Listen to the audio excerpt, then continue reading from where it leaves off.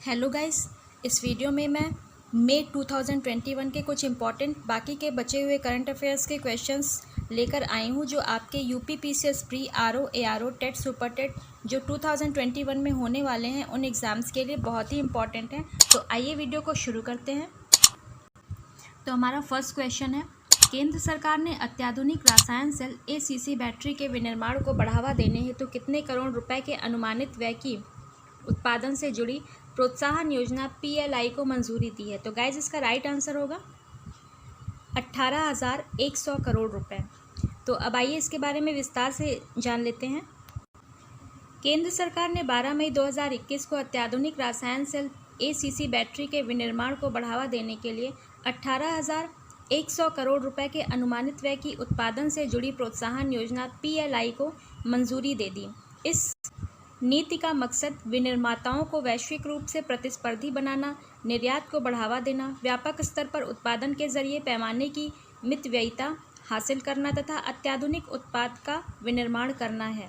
तो ये थे इसके कुछ इम्पॉर्टेंट पॉइंट्स, ये भी एग्ज़ाम के लिए उपयोगी हो सकते हैं, तो इन्हें आप याद रखिएगा। चलते हैं नेक्स्ट क्वेश्चन की तरफ। तो हमारा नेक्स्ट क्वेश्चन है, भारत और किस देश की नौसेना ने हाल ही में दक्षिण अरब सागर में पैसेज एक्सरसाइज पैसेक्स का आयोजन किया है। तो गाइज इसका राइट आंसर होगा इंडोनेशिया। भारत और इंडोनेशिया की नौसेना ने हाल ही में दक्षिण अरब सागर में पैसेज एक्सरसाइज पैसेक्स का आयोजन किया है। आइए इसके बारे में विस्तार से जान लेते हैं। भारत और इंडोनेशिया की नौसेनाओं ने हाल ही में अपने पारस्परिक सहयोग में और सुधार लाने पर फोकस के साथ दक्षिणी अरब सागर में पैसेज एक्सरसाइज पैसेक्स का आयोजन किया। अभ्यास का मुख्य उद्देश्य दोनों अनुकूल नौसेनाओं के बीच पारस्परिक सहयोग और समझ में सुधार करना था। भारतीय नौसेना की ओर से इस युद्धाभ्यास में आईएनएस शारदा अपतटीय गश्ती पोत ओपीवी और उस पर मौजूद चेतक हेलीकॉप्टर ने हिस्सा लिया। तो ये थे इसके कुछ इंपॉर्टेंट पॉइंट्स, इन्हें भी आप याद रखिएगा। अब चलते हैं नेक्स्ट क्वेश्चन की तरफ।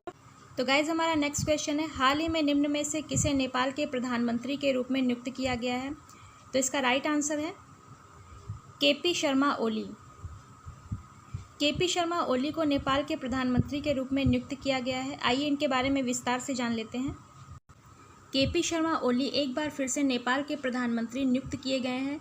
नेपाल की राष्ट्रपति विद्या भंडारी ने नेपाल की संविधान के तहत सबसे बड़े दल के नेता होने के कारण ओली को प्रधानमंत्री पद पर नियुक्त किया है। ऐसा उन्होंने देश के संविधान में प्राप्त शक्तियों का इस्तेमाल करते हुए किया।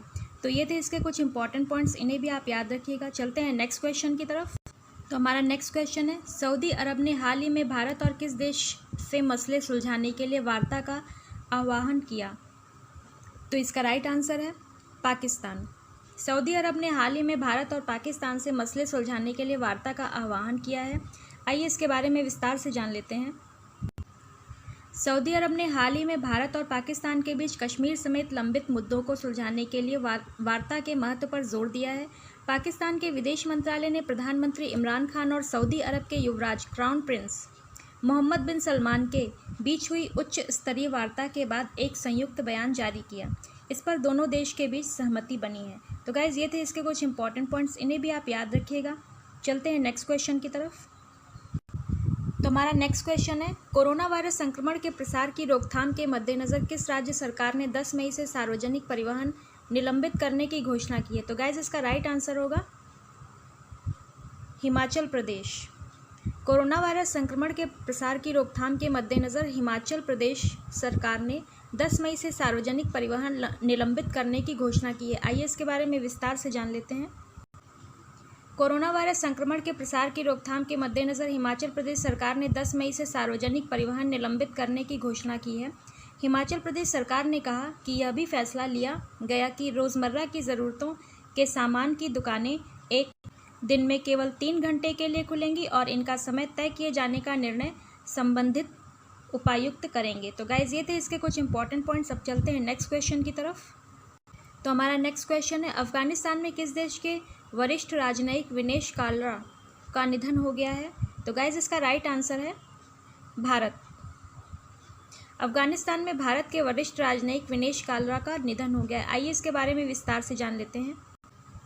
अफगानिस्तान में भारत के वरिष्ठ राजनयिक विनेश कालरा का निधन हो गया है। भारतीय विदेश सेवा में 2008 में आए विनेश कालरा राजनयिक के तौर पर मस्कट, ओमान, दक्षिण अफ्रीका, चीन समेत कई देशों में तैनात रहे। वे भारत के महान प्रतिनिधि थे जो भारत अफगान संबंधों को मजबूत करने के लिए समर्पित थे। तो गाइज़ ये थे इसके कुछ इंपॉर्टेंट पॉइंट्स, इन्हें भी आप याद रखिएगा, ये आपके एग्ज़ाम में पूछे जा सकते हैं। तो चलते हैं नेक्स्ट क्वेश्चन की तरफ। अब हमारा नेक्स्ट क्वेश्चन है, किस देश के फूड एंड ड्रग एडमिनिस्ट्रेशन ने 12 से 15 वर्ष की उम्र के किशोरों के लिए फाइजर बायोएनटेक की कोविड-19 वैक्सीन के आपातकालीन उपयोग को मंजूरी दी है? तो गाइज इसका राइट आंसर होगा अमेरिका। अमेरिका के फूड एंड ड्रग एडमिनिस्ट्रेशन ने 12 से 15 वर्ष की उम्र के किशोरों के लिए फाइजर बायोएनटेक की कोविड-19 वैक्सीन के आपातकालीन उपयोग को मंजूरी दे दी है। तो आइए इसके बारे में विस्तार से जान लेते हैं। अमेरिका के फूड एंड ड्रग एडमिनिस्ट्रेशन ने 12 से 15 वर्ष के उम्र के किशोरों के लिए फाइजर बायोएनटेक के कोविड-19 वैक्सीन के आपातकालीन उपयोग को मंजूरी दी है। अमेरिका के राष्ट्रपति जो बाइडेन ने कहा कि यह वायरस के खिलाफ हमारी लड़ाई में एक आशाजनक तरक्की है। उन्होंने राज्यों से यह वैक्सीन तुरंत उपलब्ध कराने को कहा। तो गाइज़ ये थे इसके कुछ इंपॉर्टेंट पॉइंट्स, इन्हें भी आप याद रखिएगा। कई बार सेंटेंस के फॉर्म में भी क्वेश्चंस पूछ लिए जाते हैं और उसमें राइट सेंटेंस सेलेक्ट करने के लिए बोला जाता है। तो चलते हैं नेक्स्ट क्वेश्चन की तरफ। भारतीय रिजर्व बैंक आरबीआई ने निम्न में से किसे नए कार्यकारी निदेशक के रूप में नियुक्त किया है? तो गाइज इसका राइट आंसर होगा जॉर्ज जे कट्टूर। भारतीय रिजर्व बैंक आरबीआई ने जॉर्ज जे कट्टूर को नए कार्यकारी निदेशक के रूप में नियुक्त किया है। आइए इसके बारे में विस्तार से जान लेते हैं।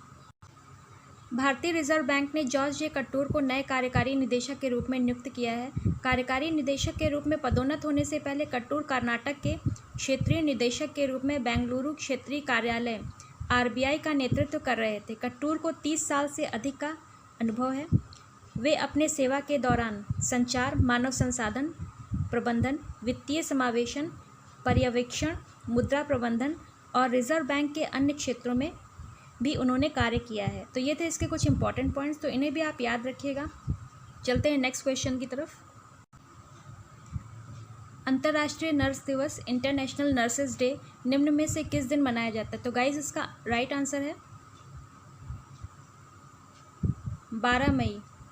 अंतर्राष्ट्रीय नर्स दिवस, इंटरनेशनल नर्सेज डे 12 मई को मनाया जाता है। आइए इसके बारे में विस्तार से जान लेते हैं। हर साल 12 मई को अंतर्राष्ट्रीय नर्स दिवस, इंटरनेशनल नर्सेज डे 2021 मनाया जाता है। यह दिन हर साल फ्लोरेंस नाइटिंगेल के जन्मदिन की वर्षगांठ के तौर पर मनाया जाता है। पहली बार इसे साल 1965 में मनाया गया था। जनवरी 1974 में 12 मई को अंतर्राष्ट्रीय दिवस के तौर पर मनाने की घोषणा की गई है। नर्सों के काम को समझना, समाज में अधिक लोगों को इस पेशे के लिए प्रोत्साहित करना और सम्मान देना इस दिन का मुख्य उद्देश्य है। तो ये थे इसके कुछ इंपॉर्टेंट पॉइंट्स। अब चलते हैं नेक्स्ट क्वेश्चन की तरफ। भारतीय मूल की किस वैश्विक पोषण विशेषज्ञ डॉक्टर को वर्ष 2021 का विश्व खाद्य पुरस्कार मिला है? तो गाइज इसका राइट आंसर है डॉक्टर शकुंतला हरक सिंह थिल्स्टेड। भारतीय मूल की डॉक्टर शकुंतला हरक सिंह थिल्स्टेड जो कि पोषण विशेषज्ञ हैं, उनको 2021 का विश्व खाद्य पुरस्कार दिया गया है। आइए इनके बारे में विशेष चर्चा कर लेते हैं। भारतीय मूल की वैश्विक पोषण विशेषज्ञ डॉक्टर शकुंतला हरक सिंह थिल्स्टेड को वर्ष 2021 का विश्व खाद्य पुरस्कार मिला है। उसने समुद्री भोजन और खाद्य प्रणालियों के लिए एक समग्र और पोषण के प्रति संवेदनशील दृष्टिकोण विकसित किया और अपने शोध के लिए एक पुरस्कार प्राप्त किया। इस पुरस्कार को खाद्य और कृषि के लिए नोबेल पुरस्कार के रूप में भी जाना जाता है। तो ये थे इसके कुछ इंपॉर्टेंट पॉइंट्स। अब चलते हैं नेक्स्ट क्वेश्चन की तरफ। तो हमारा नेक्स्ट क्वेश्चन है, नोमुरा ने चालू वित्त वर्ष 2021-22 के लिए भारत के जीडीपी विकास अनुमान को 12.6% के पिछले अनुमान से घटाकर कितने प्रतिशत तक कर दिया है? तो गाइज इसका राइट आंसर होगा 10.8%। आइए इसके बारे में विस्तार से जान लेते हैं। जापान की ब्रोकरेज कंपनी नोमुरा ने कोरोना वायरस महामारी की दूसरी लहर और उसकी रोकथाम के लिए स्थानीय स्तर पर लगाए गए लॉकडाउन के प्रभाव का हवाला देते हुए वित्त वर्ष 2021-22 के लिए भारत की सकल घरेलू उत्पाद GDP वृद्धि दर के अनुमान को घटाकर 10.8% कर दिया। पूर्व में उन्होंने 12.6% वृद्धि दर का अनुमान जताया था। तो ये थे इसके कुछ इंपॉर्टेंट पॉइंट्स। अब चलते हैं नेक्स्ट क्वेश्चन की तरफ। अब हमारा नेक्स्ट क्वेश्चन है, भारत और किस देश की नौसेना ने हाल ही में दक्षिण अरब सागर में पैसेज एक्सरसाइज पैसेक्स का आयोजन किया? तो गाइज इसका राइट आंसर होगा इंडोनेशिया। गाइज इस वीडियो में कुछ क्वेश्चंस रिपीटेड भी हो सकते हैं, तो आप उन्हें भी पढ़ लीजिएगा ताकि आपका रिवीजन भी होता रहे। तो इसके बारे में विस्तार से जान लेते हैं। भारत और इंडोनेशिया की नौसेनाओं ने हाल ही में अपनी पारस्परिक सहयोग में और सुधार लाने पर फोकस के साथ दक्षिणी अरब सागर में पैसेक्स एक्सरसाइज पैसेक्स का आयोजन किया। अभ्यास का मुख्य उद्देश्य दोनों अनुकूल नौसेनाओं के बीच पारस्परिक सहयोग और समझ में सुधार करना था। भारतीय नौसेना की ओर से इस युद्धाभ्यास में INS शारदा, अपतटीय गश्ती पोत OPV और उस पर मौजूद चेतक हेलीकॉप्टर ने हिस्सा लिया। तो ये थे इसके कुछ इंपॉर्टेंट पॉइंट्स। अब चलते हैं नेक्स्ट क्वेश्चन की तरफ। तो अब हमारा नेक्स्ट क्वेश्चन है, ICC टेस्ट टीम रैंकिंग का वार्षिक अपडेट जारी होने पर निम्न में से कौन सी टीम 121 रेटिंग अंकों के साथ प्रथम स्थान पर है? तो गाइज इसका राइट आंसर होगा भारत। तो आइए इसके बारे में देख लेते हैं। ICC टेस्ट टीम रैंकिंग का वार्षिक अपडेट जारी होने पर भारत की टीम 121 रेटिंग अंकों के साथ प्रथम स्थान पर है। अब चलते हैं अपने नेक्स्ट क्वेश्चन की तरफ। हमारा नेक्स्ट क्वेश्चन है, BCCI ने भारतीय महिला क्रिकेट टीम के नए मुख्य कोच के रूप में निम्न में से किसे नियुक्त किया है? तो गाइज इसका राइट आंसर है रमेश पवार। BCCI ने भारतीय महिला क्रिकेट टीम के नए मुख्य कोच के रूप में रमेश पवार को नियुक्त किया है। अब चलते हैं अपने नेक्स्ट क्वेश्चन की तरफ। हमारा नेक्स्ट क्वेश्चन है, अंतर्राष्ट्रीय परिवार दिवस इंटरनेशनल डे ऑफ फैमिलीज निम्न में से किस दिन मनाया जाता है? तो गाइज इसका राइट आंसर है 15 मई। अंतर्राष्ट्रीय परिवार दिवस इंटरनेशनल डे ऑफ फैमिलीज 15 मई को मनाया जाता है। अब चलते हैं अपने नेक्स्ट क्वेश्चन की तरफ। हमारा नेक्स्ट क्वेश्चन है, संयुक्त राष्ट्र प्रमुख ने जाने माने किस ब्रिटिश राजनयिक को संयुक्त राष्ट्र की मानवीय मामलों की एजेंसी का प्रमुख नियुक्त किया है? तो गाइज इसका राइट आंसर है मार्टिन ग्रिफिथ्स। आइए इनके बारे में विस्तार से जान लेते हैं। संयुक्त राष्ट्र प्रमुख ने जाने माने ब्रिटिश राजनयिक मार्टिन ग्रिफिथ्स को संयुक्त राष्ट्र की मानवीय मामलों की एजेंसी का प्रमुख नियुक्त किया है। ग्रिफिथ्स को वैश्विक मामलों का व्यापक अनुभव है और वह कई मामलों में वार्ताकार की भूमिका निभा चुके हैं। ग्रिफिथ्स पिछले 3 साल से यमन में संयुक्त राष्ट्र के विशेष दूत हैं।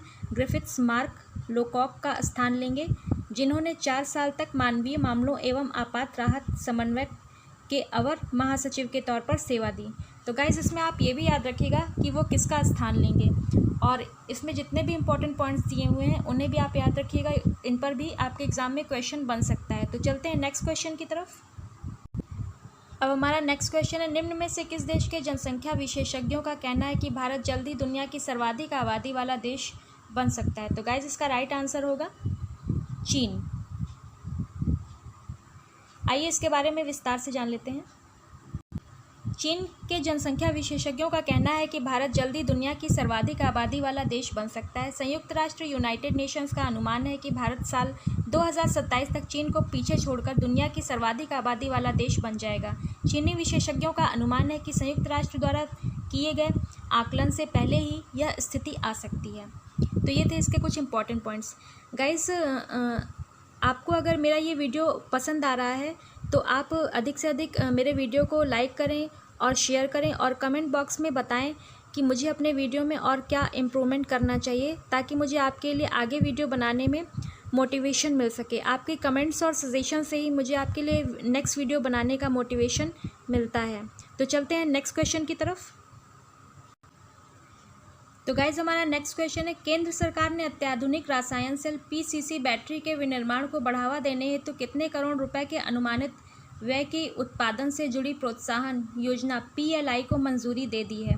तो गाइज इसका राइट आंसर होगा 18,100 करोड़ रुपए। तो चलते हैं अपने नेक्स्ट क्वेश्चन की तरफ।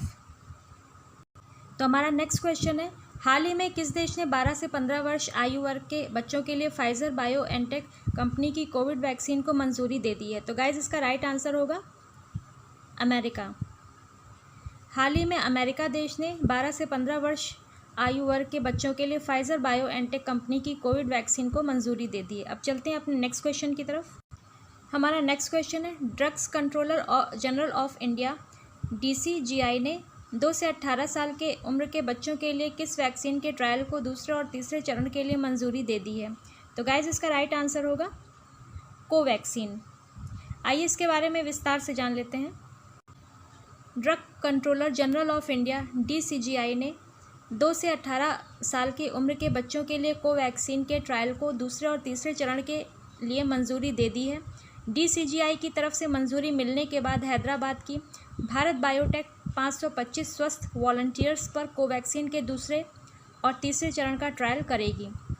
ट्रायल के दौरान पहली और दूसरी वैक्सीन का डोज 28 दिनों के अंतर पर दिया जाएगा। तो गाइज़ इसमें जितने भी इम्पोर्टेंट पॉइंट्स दिए हुए हैं कि कितने वॉलंटियर्स पर ये ट्रायल होगा और कितने दिनों के अंतर पर होगा, कितने साल के बच्चों के लिए ये ट्रायल को मंजूरी मिली है, ये सारे पॉइंट्स बहुत ही इंपॉर्टेंट है, इन्हें आप याद रखिएगा।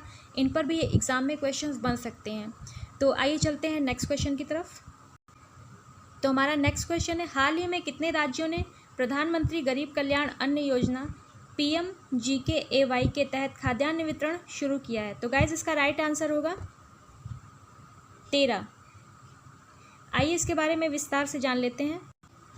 हाल ही में 13 राज्यों ने प्रधानमंत्री गरीब कल्याण अन्न योजना PMGKAY के तहत खाद्यान्न वितरण शुरू किया है। प्रधानमंत्री गरीब कल्याण अन्न योजना कोविड-19 के विरुद्ध लड़ाई में गरीब और संवेदनशील वर्ग की सहायता करने के लिए प्रधानमंत्री गरीब कल्याण पैकेज PMJKP के हिस्से के रूप में शुरू की गई थी। तो गाइज ये थे इसके कुछ इंपॉर्टेंट पॉइंट्स, इन्हें भी आप याद रखिएगा। अब चलते हैं नेक्स्ट क्वेश्चन की तरफ। तो हमारा नेक्स्ट क्वेश्चन है, विश्व स्वास्थ्य संगठन WHO के अनुसार भारत में पिछले साल पहली बार सामने आया कोरोना वायरस का B1617 स्वरूप कितने देशों में पाया गया है? तो गाइज इसका राइट आंसर होगा 44। आइए इसके बारे में विस्तार से जान लेते हैं। विश्व स्वास्थ्य संगठन WHO ने कहा कि भारत में पिछले साल पहली बार सामने आया कोरोना वायरस का B1617 स्वरूप 44 देशों में पाया गया है और यह स्वरूप चिंताजनक है। कोविड-19 का B1617 स्वरूप सबसे पहले भारत में अक्टूबर 2020 में देखा गया। WHO द्वारा भारत में स्थिति के हालिया आकलन में भारत में कोविड-19 के मामले फिर से बढ़ने और तेज होने में कई कारकों का योगदान होने की आशंका जताई गई है। तो गाइज ये थे इसके कुछ इंपॉर्टेंट पॉइंट्स। चलते हैं नेक्स्ट क्वेश्चन की तरफ। तो हमारा नेक्स्ट क्वेश्चन है, सुप्रीम कोर्ट के द्वारा ऑक्सीजन आपूर्ति में सुधार लाने के लिए गठित राष्ट्रीय कार्यबल में कितने सदस्य हैं? तो गाइज इसका राइट आंसर होगा 12। आइए इसके बारे में विस्तार से जान लेते हैं। सुप्रीम कोर्ट ने हाल ही में सभी राज्यों को वैज्ञानिक फार्मूले और ज़रूरत के आधार पर पर्याप्त ऑक्सीजन आपूर्ति सुनिश्चित करने के लिए शीर्ष मेडिकल विशेषज्ञों की 12 सदस्यीय नेशनल टास्क फोर्स गठित की है। यह टास्क फोर्स ऑक्सीजन सप्लाई के ऑडिट के लिए उप समूह बनाएगी और केंद्र सरकार को अपने सुझाव देगी। नेशनल टास्क फोर्स देश में ऑक्सीजन की उपलब्धता और सप्लाई का आकलन और निगरानी का भी काम करेगी। तो गाइज ये थे इसके कुछ इंपॉर्टेंट पॉइंट्स, इन्हें भी आप याद रखिएगा। चलते हैं नेक्स्ट क्वेश्चन की तरफ।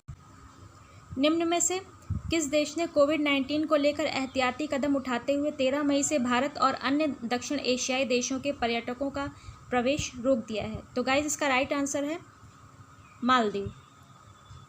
आइए इसके बारे में विस्तार से जान लेते हैं। मालदीव ने कोविड-19 को लेकर एहतियाती कदम उठाते हुए 13 मई से भारत और अन्य दक्षिण एशियाई देशों के पर्यटकों का प्रवेश रोक दिया है। मालदीव सरकार ने कहा है कि यह नियम पिछले 14 दिन में दक्षिण एशियाई देशों की यात्रा करने वाले लोगों पर भी लागू होगा। हालांकि वैध वर्क परमिट वाले हेल्थ केयर प्रोफेशनल्स को छूट दी गई है। तो गाइज ये थे इसके कुछ इंपॉर्टेंट पॉइंट्स, इन्हें भी आप याद रखिएगा। चलते हैं नेक्स्ट क्वेश्चन की तरफ। वर्क परमिट वाले हेल्थ केयर प्रोफेशनल्स को छूट दी गई है। तो ये थे इसके कुछ इंपॉर्टेंट पॉइंट्स, इन्हें भी आप याद रखिएगा। अब चलते हैं नेक्स्ट क्वेश्चन की तरफ। तो गाइस अब हमारा नेक्स्ट क्वेश्चन है, भारतीय रिजर्व बैंक आरबीआई ने निम्न में से किसे नए कार्यकारी निदेशक के रूप में नियुक्त किया है? तो इसका राइट आंसर होगा जॉर्ज जे कटूर। ये क्वेश्चन भी रिपीटेड है, तो इसे भी आप देख लीजिएगा।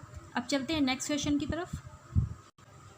अंतर्राष्ट्रीय नर्स दिवस निम्न में से किस दिन मनाया जाता है? तो गाइस इसका राइट आंसर होगा 12 मई। अब चलते हैं अपने नेक्स्ट क्वेश्चन की तरफ।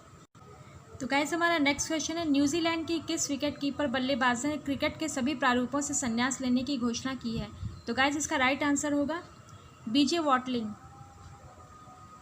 आइए इनके बारे में विस्तार से जान लेते हैं। न्यूजीलैंड के विकेट कीपर बल्लेबाज बीजे वॉटलिंग ने क्रिकेट के सभी प्रारूपों से संन्यास लेने की घोषणा कर दी है। बीजे वॉटलिंग ने अपने कैरियर में अभी तक 249 कैच लपके हैं। उनके नाम 8 स्टंपिंग भी है। 35 साल के वॉटलिंग ने साल 2019 में इंग्लैंड के खिलाफ ओवल में शानदार दोहरा शतक जड़ा था। 2009 में टेस्ट डेब्यू करने वाले वॉटलिंग ने टेस्ट क्रिकेट में अभी तक 38.11 की औसत से 3773 रन बनाए हैं। इनमें 8 सेंचुरी और 19 50 शामिल हैं। तो ये थे इसके कुछ बहुत ही इंपॉर्टेंट पॉइंट्स, इन्हें आप अपने एग्ज़ाम के लिए याद रखिएगा। इन पर भी क्वेश्चंस बन सकते हैं। तो चलते हैं नेक्स्ट क्वेश्चन की तरफ। अब हमारा नेक्स्ट क्वेश्चन है, जल शक्ति मंत्रालय के अनुसार हाल ही में किस राज्य ने जल जीवन मिशन के तहत ग्रामीण क्षेत्रों में 100% पाइप कनेक्शन का लक्ष्य हासिल कर लिया है? तो गाइज इसका राइट आंसर है पुडुचेरी। आइए इसके बारे में विस्तार से जान लेते हैं। जल शक्ति मंत्रालय ने 10 मई 2021 को कहा कि पुडुचेरी ने जल जीवन मिशन के तहत ग्रामीण क्षेत्रों में 100% पाइप कनेक्शन का लक्ष्य हासिल कर लिया है। पुडुचेरी हर घर जल के लक्ष्य को प्राप्त करने वाला केंद्र शासित प्रदेश बन गया है, क्योंकि यहाँ हर ग्रामीण घर में नल द्वारा पानी कनेक्शन सुनिश्चित किया गया है। तो ये थे इसके कुछ इंपॉर्टेंट पॉइंट्स। अब चलते हैं नेक्स्ट क्वेश्चन की तरफ। तो हमारा नेक्स्ट क्वेश्चन है, प्रधानमंत्री नरेंद्र मोदी ब्रिटेन में होने वाले किस शिखर सम्मेलन में हिस्सा नहीं लेंगे? तो गाइज इसका राइट आंसर है G7। आइए इसके बारे में विस्तार से जान लेते हैं। प्रधानमंत्री नरेंद्र मोदी ब्रिटेन में होने वाले G7 सम्मेलन में हिस्सा नहीं लेंगे। उन्होंने कोरोना संक्रमण के बढ़ते मामलों के कारण ब्रिटेन का अपना दौरा रद्द कर दिया है। यह जानकारी 11 मई 2021 को विदेश मंत्रालय ने दी। प्रधानमंत्री मोदी जी को G7 सम्मेलन में शामिल होने के लिए ब्रिटेन के प्रधानमंत्री बोरिस जॉनसन ने आमंत्रण भेजा था। इस G7 समूह में Canada, France, Germany, Italy, Japan, Britain और अमेरिका शामिल है। तो गाइज़ ये थे इसके कुछ इंपॉर्टेंट पॉइंट्स, इन्हें भी आप याद रखिएगा। तो ये था हमारे इस वीडियो का लास्ट क्वेश्चन। तो गाइज़ अगर आपको मेरा ये वीडियो पसंद आया हो तो प्लीज़ अधिक से अधिक लाइक करें, शेयर करें और कमेंट सेक्शन में मुझे अपने सुझाव कमेंट करके दें कि मुझे आपके लिए अपने वीडियो में और कैसा इम्प्रूवमेंट करना चाहिए, ताकि मुझे आपके लिए नेक्स्ट वीडियो बनाने में मोटिवेशन मिल सके। और मेरे वीडियो को मेरे चैनल को अधिक से अधिक सब्सक्राइब करें और बेल आइकन पर क्लिक करें, ताकि आपको मेरे हर नए आने वाले वीडियो का नोटिफिकेशन तुरंत मिल जाए। गाइस हर शाम को 6 बजे आपको मेरा नया वीडियो मिल जाएगा, तो आप मेरी प्लेलिस्ट से जाकर मेरे वीडियो को देख सकते हैं। तो मिलते हैं नेक्स्ट वीडियो में। धन्यवाद।